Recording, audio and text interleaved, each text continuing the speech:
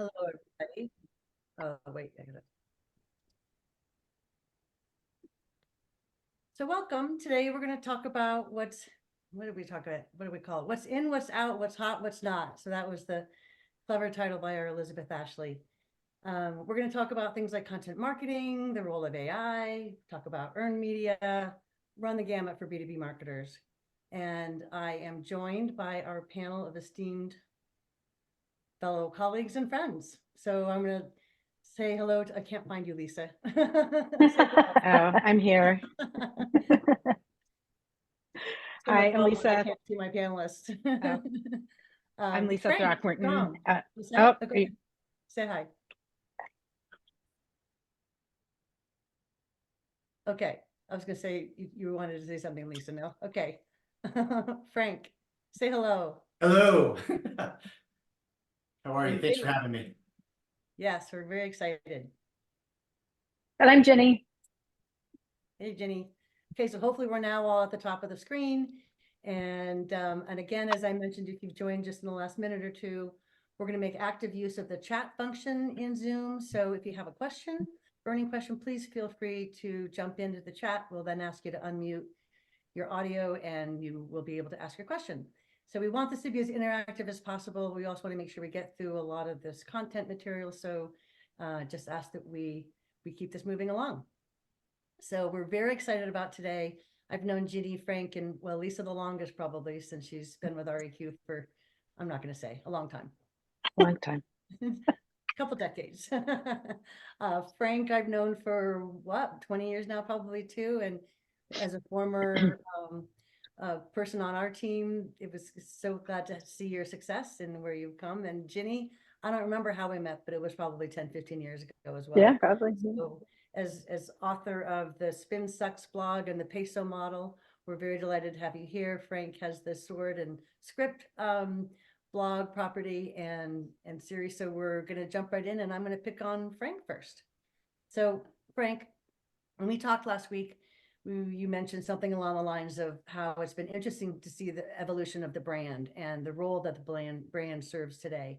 And it's particularly as it relates to other potential strategies within the marketing mix, such as performance marketing or something like that. Can you talk us through what you've seen there? Because I thought it was really fascinating. Yeah, I mean, I think ever since the advent of the web, we've realized we can measure a click. And the Achilles heel of marketing has always been measurement. So when the web got popular in the early 2000s, people realized they could measure these clicks. All of the money and a lot of the focus more and more started going towards anything that could be measured, right? And that tends to be like performance marketing. The trouble is this pursuit of something that's measurable has come at the expense of brand. And so companies just aren't investing. They don't like it because it's ethereal. They don't understand it. It's hard to measure. Typically, how do you know that an investment in brand is having an impact on sales? It's really hard to do. And so we've overinvested in performance marketing at clicks, and we've done it at the expense of brand. And I think it's a very strategic error, right? There is a place for performance marketing, but it's got to be holistic. You've got to have a brand strategy as well. You ask any salesperson, do they want investment in brand? They're going to tell you they do because they want to they want someone on the other end to pick up the phone and know who you are. And so that's kind of my theory on that. I think we're going to come to some equilibrium because the pendulum has swung too far towards clicks and the measurement of clicks, and we're going to see it come back, I think, a little bit. Yeah, I think you had shared that you've been encouraged to see that there's more relevance on brand and the role that it serves in the marketing mix. So speaking of marketing mix, Gini, if you can talk about, as founder again of the Peso model, which I think Elizabeth can put a link to the model, the paid, earned, social, and owned. Can you talk a little bit about what you've seen, how you've seen that change and evolve over the years since you coined that term? Yeah, to Frank's point, we have seen the pendulum swing, and unfortunately, I don't see it swinging back yet. We do a ton of B2B work, and one of the things that we see pretty consistently is executives are like, wow, this is great. You know, you filled the top of the funnel and you have all these qualified leads, but it's not necessarily translating to sales, or we can't necessarily track that, measure that to sales. And so when we think about the PESO model, which is paid, earned, shared, and owned media, we really think about an integrated model that allows you to do it from the top to the bottom. So, you know, from a brand and awareness perspective, you're really building brand and you're building awareness so that people understand who you are, so that when sales calls, they pick up the phone. But also filling the top of the line, or filling the pipeline, or top of the funnel, or filling the pipeline for sales, but then measuring it all the way through, right? So you're not just doing what I would say media relations and reviews and things like that to build awareness, but you're also doing content, and you're doing some search engine marketing, and you're doing some influencer marketing, and you're doing email marketing, and perhaps some lead nurturing. And it allows you to do that holistically so that you can measure your efforts all the way through the funnel. That's very interesting. And you touched on executive visibility, and I'm going to lob this one to Lisa, because I think we've seen a definite change and modification in how executive visibility is treated, and the role of executive visibility. So can you talk about that a little bit, Lisa? Yeah, sure. I mean, I think we have seen a bigger push for executive visibility because, you know, some are obviously very good at promoting themselves, but a lot are not, and are not engaged in LinkedIn and sort of the promotional activities that helps build the credibility for their team. And, you know, depending on where you are in your company's life cycle, you know, whether it's, you know, early stage and you're looking for venture funding, or M&A type activity, which I guess really could fall at any stage, you know, the role of the executive team in that branding, in that communications, has just become so important. So we've really, you know, as much as it's always been a thing, we've really seen a lot of our clients leaning into it in the last, you know, probably what was a big catalyst for it too was the pandemic and people not being out and able to network. So it's really sort of forced a change in tides to people being out online more regularly, and with a purposeful voice. And I think it's doing a lot to help move the needle for brand and comms. One of the other things I would add to that is that, yes, the pandemic has changed everything. And we have Gen Z who is saying, listen, I need managers and leaders who are going to stand up for what they believe in, that they have values and that they demonstrate it. And so we have this weird dichotomy right now where this will change, but most leaders are baby boomers. And they've been told their entire careers not to stand up for their values, not to speak about their values, not to demonstrate what they stand for at work, because it will alienate half of the population. Then everything changes in 2020, and we have this new generation coming into the workforce saying, I'm sorry, but I'm not going to work for you unless I know what you stand for. I'm not going to buy from you unless I know what you stand for. And so these leaders are being told, not only do you have to have executive visibility and stand out online, but you have to do it in a way that you're standing up for your values. And it's really uncomfortable. So from a communications perspective, having to teach them how to do something they've been told their entire careers not to do becomes challenging as well. And then you have executives who are fumbling through because they don't know what to do.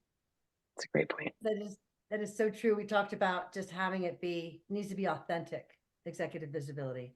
It can't be someone just putting up platitudes. It needs to be what you truly want to own. So yeah, it's a great point, Jenny, even from the vantage point of internal comms, you know, just not only what you're projecting to the outside world, but with remote work, there's definitely a lot of emphasis being put on leadership communications. I think there's some pitfalls there too, because I've seen executives that have gone out and hired people to like post for them, for example, on social media. And, you know, I see these posts and it'll be like a link to an article, and the post will say, I love this article because the author says such and such. And it's the individual that I know, and that's not how they talk, and they would never say, I love this article. They wouldn't say that in a public forum. So you know it's not them, right? And I just, why do you do that? Right. You're better off, doing it when you have something to say, right? And if you need to have like a little brainstorm, that's a better way to go about it than to have someone generically posting something once or twice a week because somebody told you that was the thing to do. Right. I did want to just touch, because we're talking about executives in the context of brand, right? And building brand and why that's important. And I think that's going to get a little bit of nudge for a couple of reasons. Number one, click list searches, right? We're already seeing this with like the knowledge graph with, a few years ago, Siri and Alexa, it was a big deal. They're reading off answers to you. People aren't clicking through to the source. They're only getting what they have. So brand becomes really important because the click-through rates are going to drop off. We're about to have this cookie apocalypse, right? So Apple's done it already with some of their browsers with Safari. Mozilla has it. Google's going to drop cookies from their browser, from the Chrome browser. And the entire marketing industry for performance marketing is built on measuring cookies. That's going to go away. It's gone. Forget it. So first party data is going to be really important. Your email subscription is going to be really important. And then the last piece about brand is this stat that has been pervasive for the last 10 years. It was first brought up by Forrester Research. And they said, in B2B, the buyer is anywhere from 70 to 80%, something like that, through the buyer's journey before they ever talk to a salesperson. In other words, the web's got all of this research available to them. They can see reviews, they can see analyst ratings, they can see newspapers, and they're getting very educated on the product before they ever talk to sales. So by the time they pick up the phone, they have a short list. And so your brand is really important because if they don't know you, they're not thinking about you, and you're not going to be on that short list. There's a company that I have no financial arrangement with. They just do good reports. It's called 6 Sense. You may have heard them. They have a former Forrester analyst now on staff. They just did a survey and kind of reconfirmed that stat. So Forrester said this 10 years ago, 6 Sense is saying it's still true. They're 70% the way through. And what that means is B2B companies are missing out on sales. They may not even know they existed. Someone's getting that deal and it's closing if you haven't invested in your brand. Excellent point. I think we talked about when we did our call we did a prep call earlier, and we talked about things like how content marketing is changing, and there might not be as much money to create content, but can you, maybe I'll start with you, Gini. Can you talk a little bit about what you've seen in content marketing, how it's reused, repurposed, particularly since the pandemic and budget shifting scenario sort of thing? AI has changed everything. Even since the pandemic. One of the things, I was actually just talking to the CEO of Cast Magic about this. That company started out as transcribing podcast episodes into transcripts, and then it evolved into generating AI social media posts and newsletter copy and things like that. It's a really nifty little tool. And now it's starting to evolve into, okay, if you want to repurpose content, so if you repurpose a podcast episode, for instance, and you want to have 5 or 6 blog posts from it, it can take all of that. It can say, okay, here's this conversation that was an hour. Now we want to create 6 blog posts from it, and it drafts it all for you. So it's changed the way that we are creating, but also the way that we're doing it in a really efficient way. And it's kind of cool. Like, I really love being able to say, we have one client, God love him. He loves to have an hour-long conversation with one expert every week, and it's a lot of information. And a year and a half ago, we would take that, we would have it transcribed, an Otter or something like that, and then we would take that transcription and we would manually create all of that content. And it would take us a month to do 1 week's worth of content. Now we can throw it into ChatGPT or one of the others and say, draft me 6 blog posts from this, and it does it. And we have stuff to him in 2 days instead of a month later. So it's really allowing us to create content in different ways. It's not the end product. It's the start. You still have to, edit it, and you have to add soul, and you have to add storytelling, and you have to ensure that the information is correct. But it does allow you to repurpose content in new and interesting ways.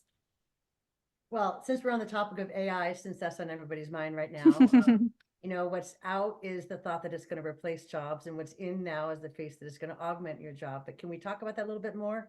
Maybe I'll skip to you, Lisa. Something you want to share there in terms of what you've seen and how it's being used? I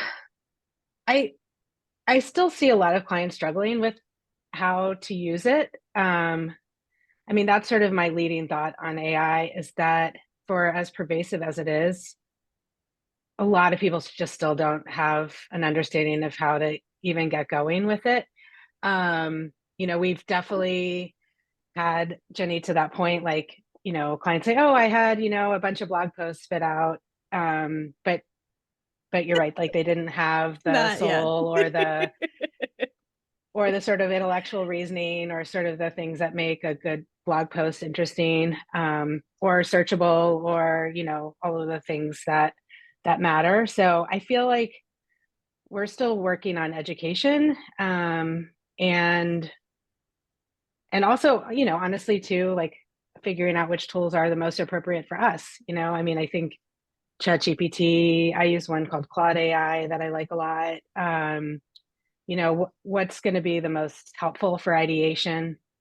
I heard someone yesterday talking about a graphical one called Beautiful that I've heard about before, but haven't really experimented with much. But, you know, I think we all, like, the big thing is once people sort of crack the surface and get into these tools, then they have to learn how to become a good prompt engineer, right? So it takes a lot of practice to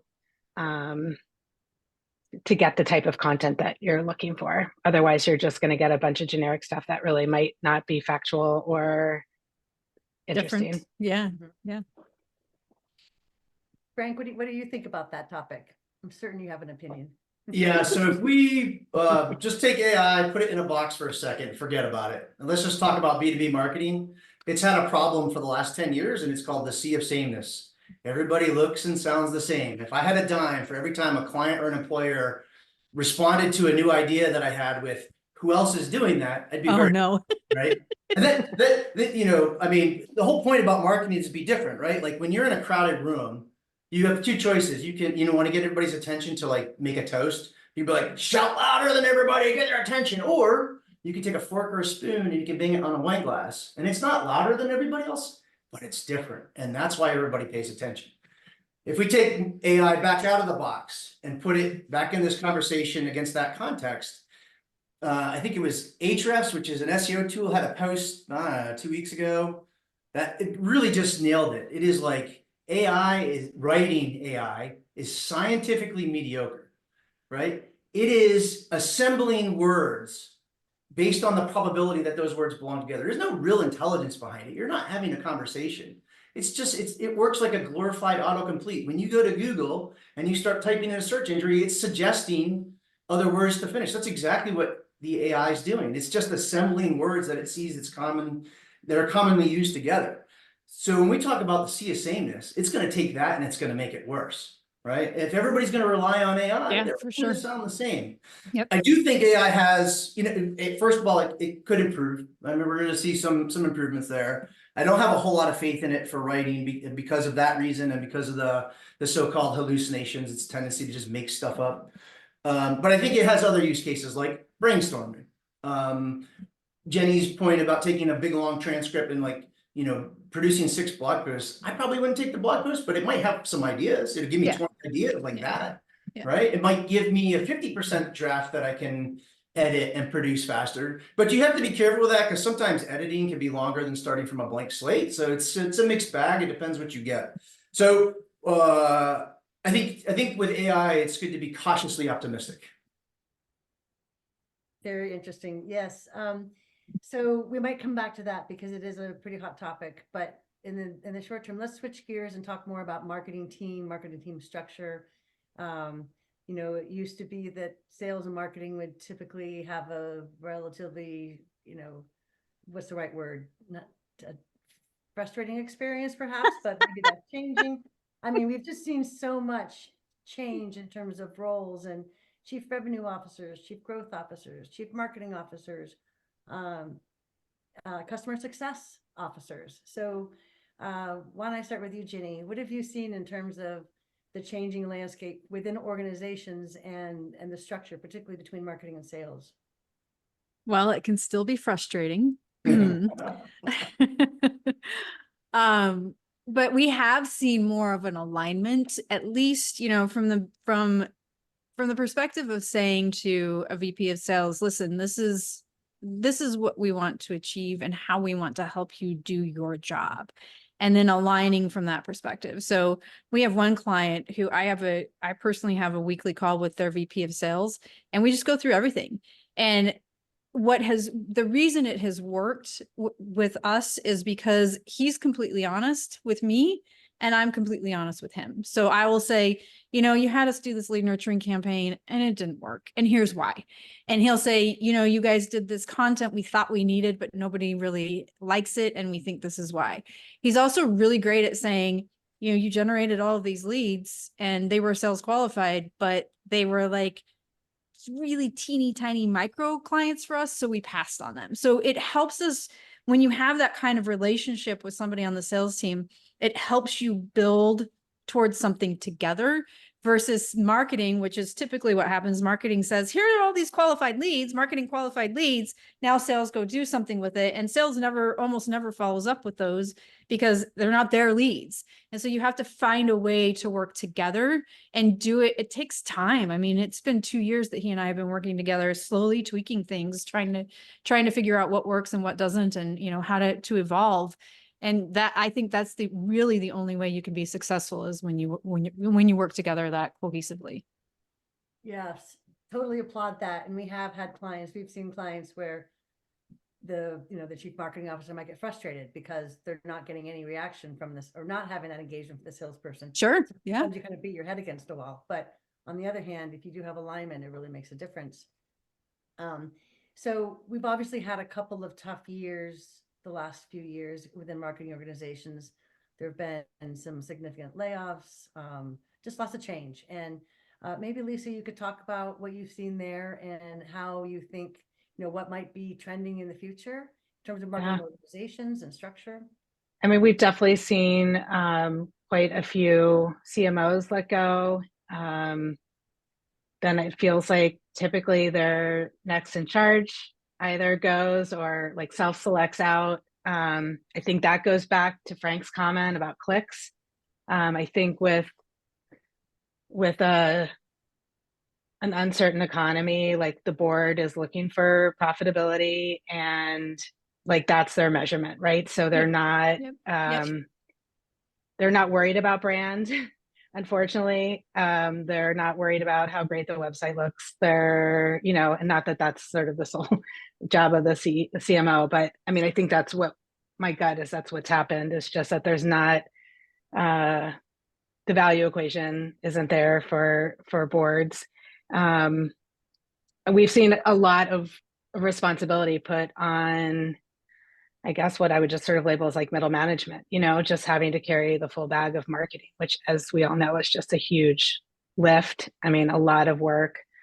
There's still a lot of demand for pipeline and revenue generation. So, I mean, Elizabeth, like we've been through this 2 other times. It always feels like it swings back, and it swings back because there's no one there orchestrating sort of the big picture. And then brand suffers, to Frank's point, like salespeople can't get people to take their calls because there's that lack of visibility. So I feel like it will swing back. I do know CMO people who are getting hired, which is a good sign, but I think it unfortunately becomes kind of like the first place to cut. It's kind of predictable, unfortunately. Yeah. Yeah. Frank, what's your perspective? I know you weighed in on this before. Yeah, I mean, if I pick up where Lisa was speaking about board, and it's funny, I thought you said Borg, like the Star Trek Borg initially, but then it was, she's talking about the board.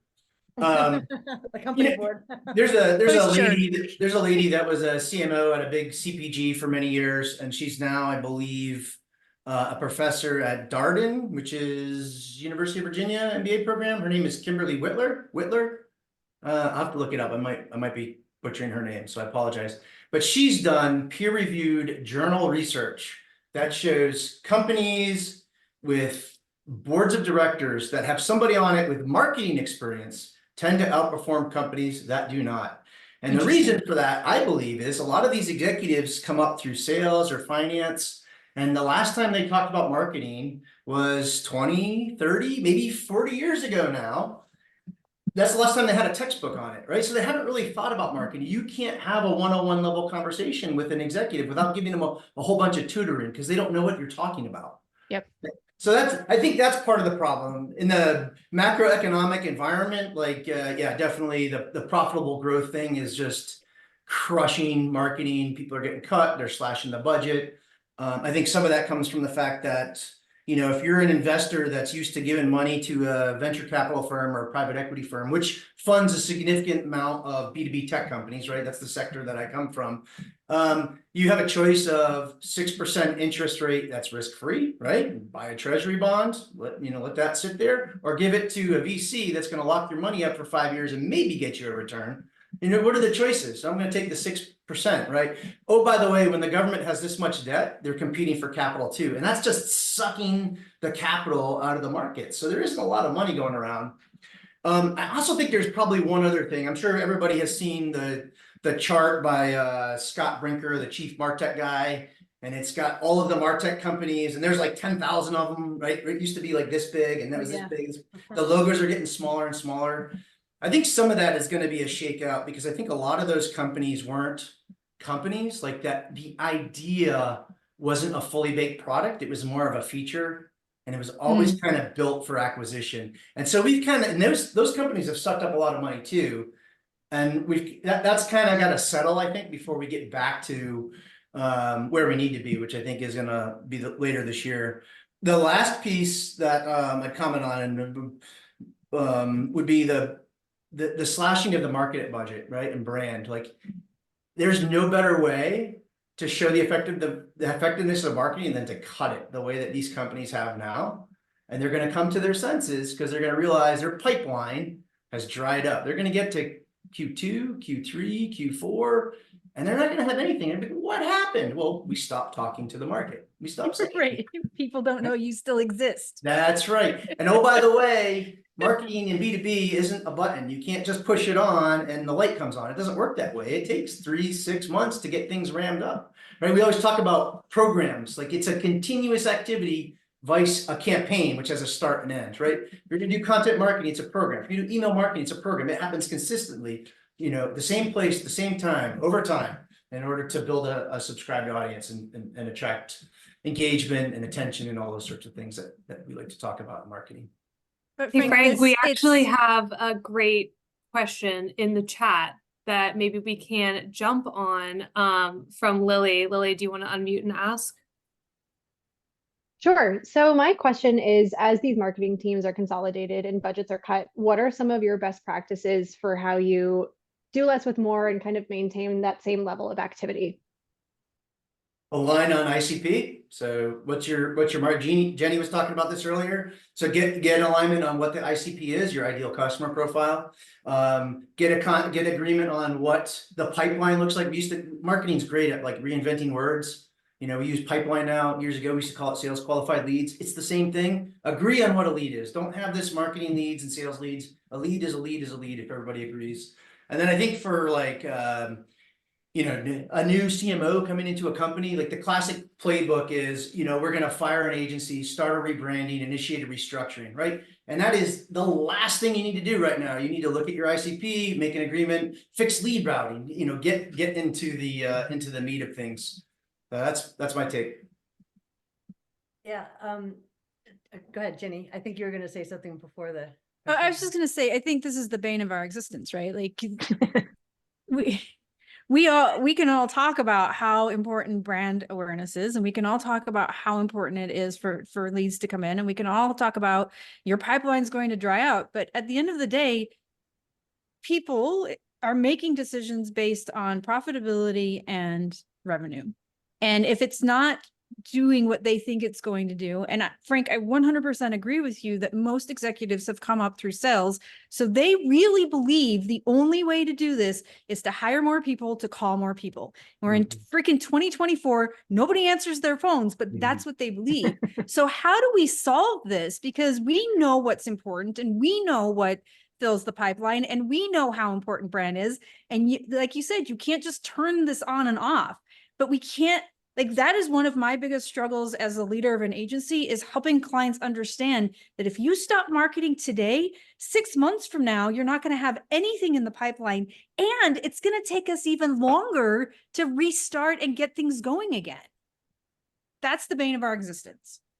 Yeah, I mean, I think I'd love to hear some thoughts on how to, how you might want to fix that. Is there a fix?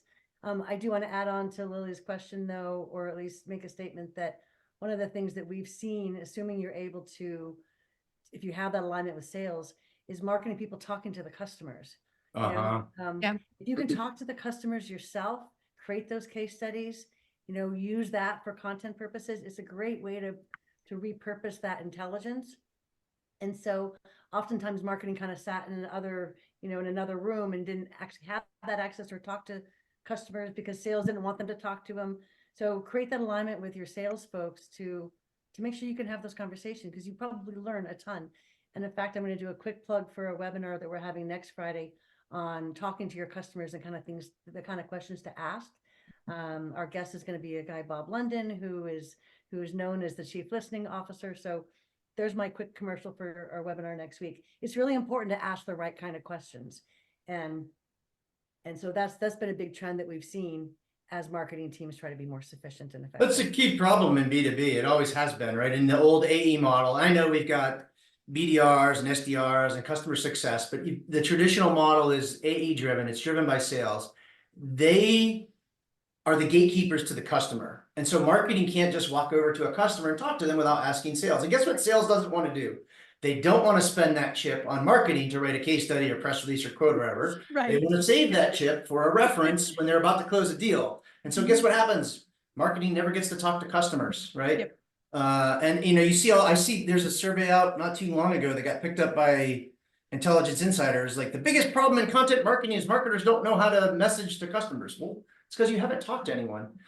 The smartest people in the room, a lot of times I find, is product management, because they have to argue like to build a new feature, 17 different ways. They've got, customers that can't see the value. Think of like, horse-drawn carriages before a car came out. You try to explain what a car is to somebody, they may not know what they don't understand, right? So they have that problem. They've got, marketing hounding them because they hear customers want this, that, or the other thing. They got to have a conversation with the CEO who's going to say, well, okay, if I fund that, how much revenue it's going to bring in? The product manager's like, I have no idea, man, but I can tell you there's demand for this piece here. We got to test it, right? So it's, and all of that knowledge, I think, comes from speaking to the customers and being really smart about what their problems are, what their day-to-day looks like, and solving that for them. Absolutely. Lisa, anything that you want to add on that before we shift gears again? I was just thinking more about like how companies could potentially avoid getting into that huge gap of marketing if they are like running on a leaner budget type of thing, just some of the ways that businesses could be thinking about amplification and keeping the pipeline healthy. I think like one of the things, again, sort of, I don't know that it's a trend, but something that's been top of mind for clients is the fact that their employees are not engaging with their content, their own company's content. Sure. Like, there's a whole, Salesforce on your payroll, right? And I think we've been working with clients to figure out how to incentivize, encourage, whatever the case might be, to get employees to share LinkedIn posts. I know we even do it internally, right? Just making efforts to boost visibility. The other thing I was thinking about, I don't know if it was Frank or Jenny talking about like recycling content. Like we were just at lunch yesterday with a client who we were just talking about sort of competitive stuff and how you know, like old posts that perform well will perform well again. So like if you're in a position where you don't have a lot of horsepower around content, you know, you could go back and look at your old stuff that is frankly probably still good and think about how to keep the engine running that way. So that's my only extra input, is just before you get into a place where you haven't really marketed yourself for a while, your team and your content are probably great ways to cut some corners. That's a classic problem in B2B, right? You finish your white paper and boom, you're on to the next thing. PR, by the way, same issue. You're only as good as your last placement. So they get the placement and boom, they're on to the next one, right? But yeah, and I have a post I wrote this morning on this. I say this all the time to anybody that'll listen to it. In this day and age, what you do with a placement counts as much as getting it in the first place. Same thing with your white paper. You need to revisit that, look at it, repurpose it. I can't tell you how many times I've gone through an old white paper and you know, 3 pages in, 4 paragraphs down, I see a subhead. I'm like, dude, that's the post. You guys buried the headline. Like that's what we should talk about. The other thing that Lisa mentioned, I've got I pulled up something I wrote over here it's by an analyst firm called B2B Decision Labs, and it's talking about the problem of this goes part and parcel with the getting employees to engage. This more specifically was about sales, like getting sales to use the content that marketing generates, right? They don't.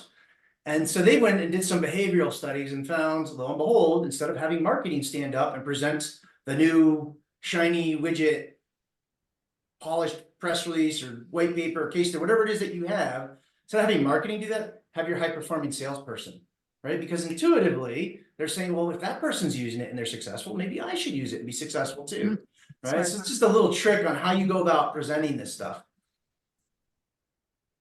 Very interesting. Yes. Well, I'd like to shift gears. We're very conscious of time here, to just the type of tactics within a marketing toolbox and how those have changed. And Lisa, you and I were talking about this the other day, just about some of the emerging tools that are finding themselves into the marketing toolbox and how effective they can be. Yeah, I mean, we've already talked about executive visibility. I think that's a big one. Podcasts, they're a lot of work, so I don't mean to throw those out like it's a quick fix, but if you have the resources to dedicate to a podcast and sourcing great guests, it's a great way to talk about things around your business and not just be a thought, I know the thought leader word, but like to be out there, to have sort of a range of opinions and contributions versus just always hammering about your product's feature set or functionality, really talking to and with your customer from that perspective. Video marketing, you know, everything just needs to be more digestible. I mean, I think we talked in our prep meeting that, you know, white papers still exist. I think they've gotten a lot shorter. They've gotten a lot more ebook-like. Content has to be digestible and easy to consume. And I think video has been emerging and gaining steam for a while. And I feel like that's probably a very hot area for 2024. Agreed. Any comments from you, Ginny or Frank?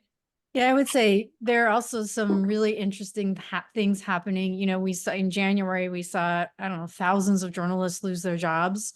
And in replacement of that, you're seeing the TikTok news anchor, where people who don't have journalism degrees and don't follow the same code of ethics as a journalist does, they're the ones who are reporting on the news. And that's where the younger generations are getting their information. So when you think about how things are evolving, you have to pay attention to these kinds of things. You know, the media relations of old is getting a placement in a business publication or a trade publication is highly unlikely today. So how are you going to build awareness with third-party credibility? And unfortunately, the TikTok news anchor might be one way to do it. Interesting. I see we have a question here. Oh, so go ahead, Frank. No, I was just biting my lip. You know, I worry about the days where we get our news from the TikTok news. That's where they're getting it. It's terrible. Oh my gosh. I know. It's where we Um, are. It's where we are. Yeah, I mean, if I added to that, like we've talked on a couple of things that are working, like one thing I'm having a lot of success with right now is contributed articles. Yeah. So, Yep. really thoughtful. It doesn't scale well. It's not something you can do in a hurry. But you can get some really valuable, a good strong piece that helps people understand that a company or executive understands the market. And then back to my point earlier is once you get it, you got to use it. Make sure you share it on social media, put it on your newsroom, make sure sales is sending it out, write an email, put it in your newsletter. There's all kinds of different ways. Sometimes those can be, if you have an article or blog post that does well, maybe that's a gateway for a larger topic, like a more substantive piece that you want to write because there's a lot of interest. So those are things that I'm having success No, with. excellent, totally agree. excellent points. Okay, so I see Dennis. Is there a question here? Is there a question? I can't read. From Daniel. Daniel, do you want to unmute and ask, or would you prefer I do so? Oh, sure, I can do that. I'm just fascinating conversation. Love the rapport and the insights. I'm just curious as our time's winding up, like hope. What's the one thing that's giving us hope about our own work as marketers or the work that we do with our clients as we look through this year and into next year? I love that. How can we inspire some hope? Where is there hope? I mean, I think some of the things we talked about, customers being 70% through the journey, through the buyer's journey, the clickless web, cookie pot, all those things are going to force the hand. So we're going to get to do some of this stuff because there's going to be no other option. There's no other option. What are you going to do? You get to Q3, you haven't hit your numbers and the pipeline's dry. Right. Oh, geez, we better step on the gas. And like Lisa said, we do always see the pendulum swing. I mean, it's going to swing back, and the role. I mean, 15 years ago there wasn't a CMO function. It wasn't a C-level position. So, as that role continues to evolve into either a CRO or a chief growth officer kind of role, I think there's still opportunity for marketing to completely be the voice for the company.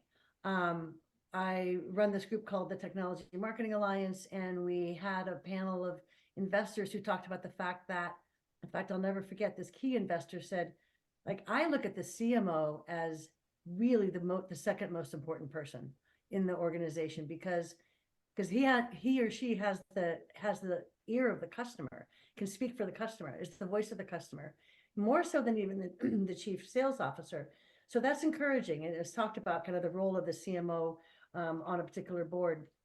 So that gives me hope, first of all, that there is opportunity there and that it continues to be a C-level role and those people are more involved than ever on corporate boards. So, all right. Yeah. My ray of hope is again, for a lot of different reasons, COVID included, like it feels like organizations are taking more ownership for their marketing, meaning like we are writing a lot more. We are we were becoming podcast producers, and you have more control of your message. And I think that's a hopeful thing longer term.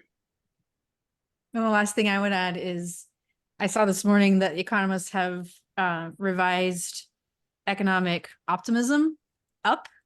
So that will always be good for us because if the economy is good, it's good for our industry. So I have hope for that too. Yeah, I think if I added one more, I've always got one more, Elizabeth. I'm sorry. It's okay. Known you a long time. This is an old analogy, but I think it still rings true. It's the idea that when marketing goes into a recession, it's like being in a crowded room that suddenly goes quiet. And if you're a company that's willing to invest smartly, strategically in marketing today, then you're going to be the only person in the room that's making any noise. This is a good moment for you. That's very true. I remember Lisa was talking about how we've been through several recessions together in this. I mean, even though it wasn't officially a recession, it was tumultuous times. So it was a tough time and people had to rethink about how they spent their money and how they engaged. So That's exactly what happened. The people that kept the pedal to the metal were the ones that emerged strong. So if there's That's any right. methods to send to your executive teams and to your leadership, that would probably be it. So, okay, so we haven't talked about the infamous X yet. Yay, in or out? What are your thoughts? Frank, I know you have an opinion, and I know Ginny, you have an opinion. You want to start, Ginny? I mean, I'm out. And I know Frank and Lisa I has just, an opinion too, but we'll yeah, get her to say. Frank and I disagree on this, but I just don't see any need for it anymore. I saw, shoot, where did I see it? Columbia Journalism Review, maybe, that journalists are now going to Reddit instead of Twitter, X, whatever we're calling it, because they just can't stand to be on Twitter anymore. And so whether or not that trend continues or if it's just something that they're talking about right now is yet to be seen. But we've started to shift our attention more to Reddit just from the perspective of engaging with journalists. Hey, Frank. What's Yeah, your- I mean, I'm still a big fan of Twitter. I refuse to call it X. It's still Twitter to me.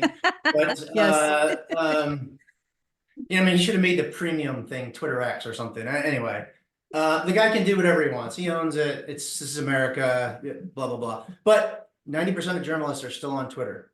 They're still there, right? The Twitter was designed for them. It was made for them. They love this thing. And so I find it to be very effective to reach kind of the influencer class, if you will, of people that, you know, are thinking about technology and where it's going. We talk about tactics and PR. One of the things that I've had a lot of success with over the years, advertising, paid media for earned media purposes, right? You can advertise to a like audience on Twitter, very, very cost effective, and be confident that you're hitting journalists, right? You can see it in the analytics. And I can't tell you how many times I've taken like press release and sliced it up in a couple different ways and had my normal pitch going out, but then put it on Twitter with 4 or 5 different ads running.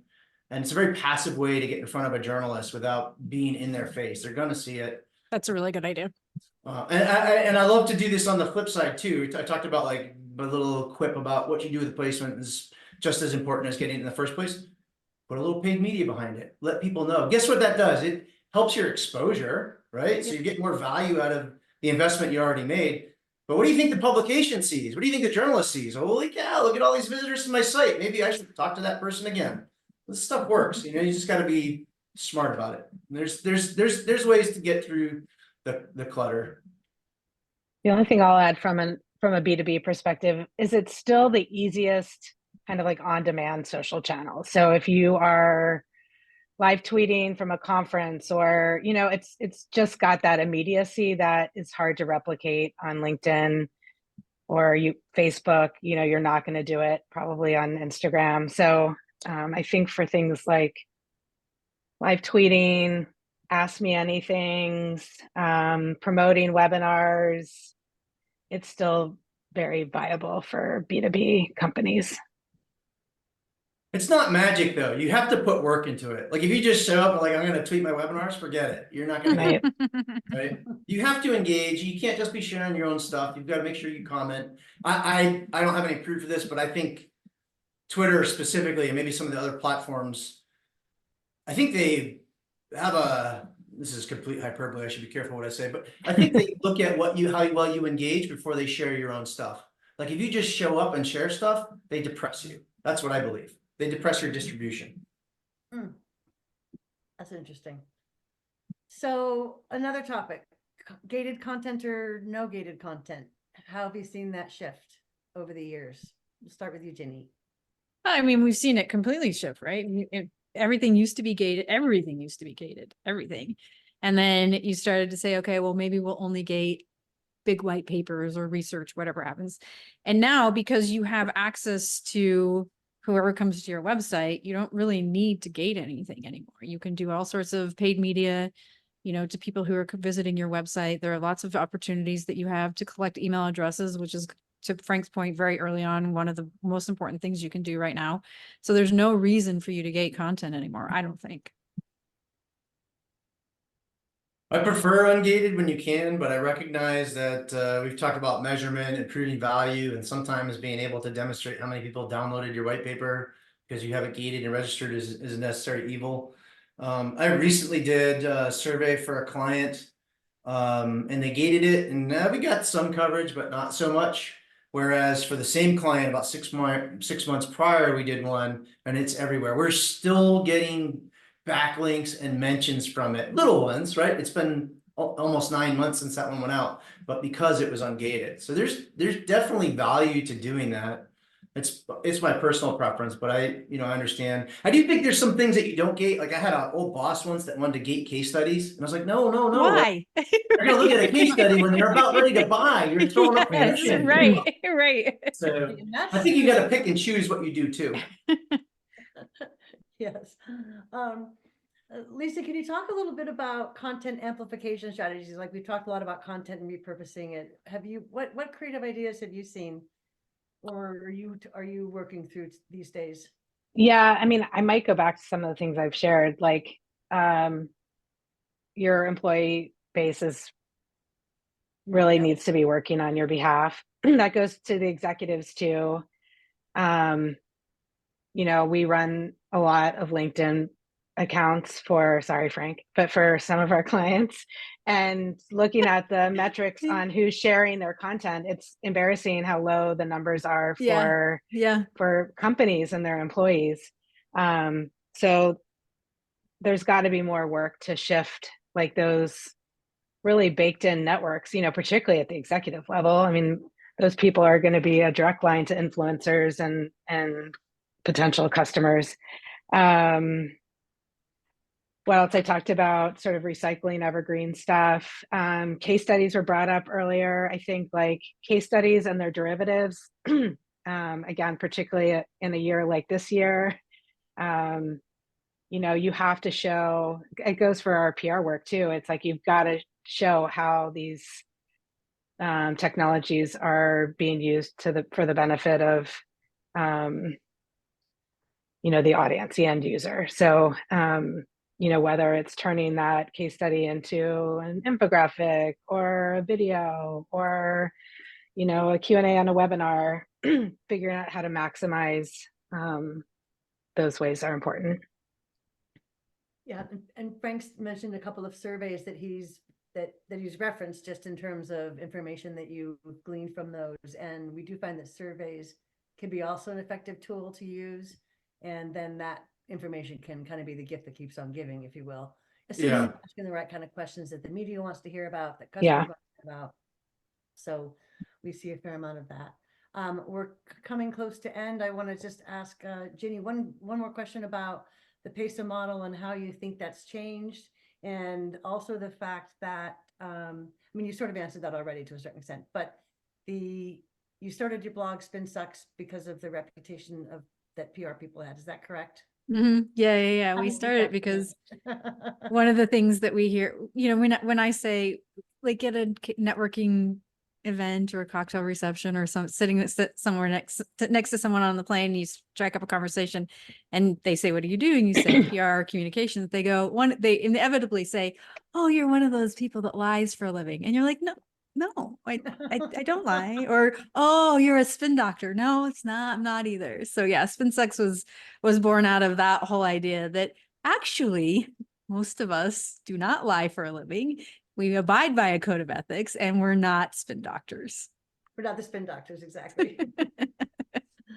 And since all of us come at this originally from a PR lens, it's helpful to hear that. Okay, I want to make sure there aren't any questions. Any questions? Anyone? Doesn't look like Elizabeth. Nope, I'm just doing one last plug of everyone's LinkedIn. If you haven't connected with our lovely panelists and Elizabeth Shea yet, please do, and check out the awesome content they're putting out. Okay, if there are no other questions, I appreciate everybody's time. And thank you, Gini, Frank, and Lisa. This has been really fun. I appreciate it. It's good to see you all again. And thanks to everyone that's attended. It has been fun. Thank you. Thank you.